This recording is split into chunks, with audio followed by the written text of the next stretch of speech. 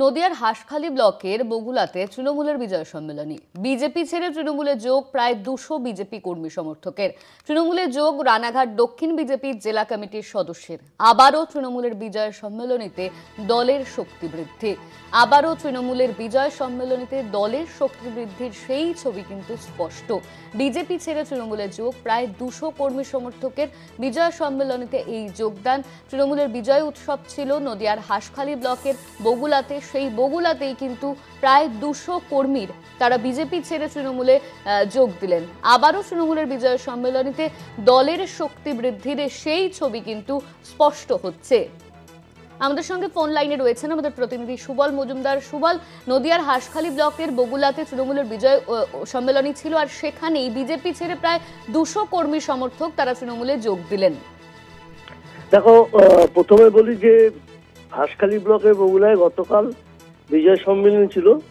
সেখানে উপস্থিত ছিলেন রানাঘাট দক্ষিণ জেলার সভাপতি দেবাশিস গাঙ্গুলি সহ একাধিক নেতৃত্ব, এবং সেখানেই সব থেকে উল্লেখযোগ্য নির্মল ঘোষ, যিনি দীর্ঘদিন ধরে কিন্তু বিজেপির বিভিন্ন পদে ছিলেন, এবং শেষ যিনি ছিলেন তিনি হচ্ছেন যে দক্ষিণ যে বিজেপির সংগঠন জেলা, সেখানকার জেলা সংগঠনের তিনি কিন্তু সদস্য ছিলেন, এবং তার সঙ্গে তার জামাই, এবং তিনিও গত যে পঞ্চায়েত নির্বাচনে জেলা পরিষদের প্রার্থী হিসাবে দাঁড়িয়েছিলেন।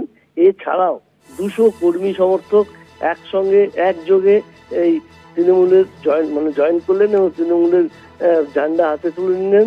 আগামী 26-এর যে নির্বাচন, বিশেষ করে নদিয়া জেলায় যে আগের 2021-এ যে ফল খারাপ হয়েছিল তৃণমূলের, তার থেকে কিন্তু এবার অনেকটাই কিন্তু অনেক ভালো ফল করবে বলে তৃণমূলের দাবি। এবং এই বিজেপি কর্মী সমর্থক যারা আছেন এবং যে নেতা নির্মল ঘোষ, তিনি যেটা জানিয়েছেন, এখানে এই দলে সেরকম সম্মান পাওয়া যাচ্ছে না, এবং বিশেষ করে মুখ্যমন্ত্রীর যে উন্নয়নের যোগ্য সেখানে সামিল হতেই তারা কিন্তু আজকে এই তৃণমূলে গতকাল এই সম্মেলনী থেকে যোগ দিলেন। অনন্যা, ধন্যবাদ তোমায় সুবল। আমাদের সঙ্গে ফোন লাইনে ছিলেন আমাদের প্রতিনিধি সুবল মজুমদার।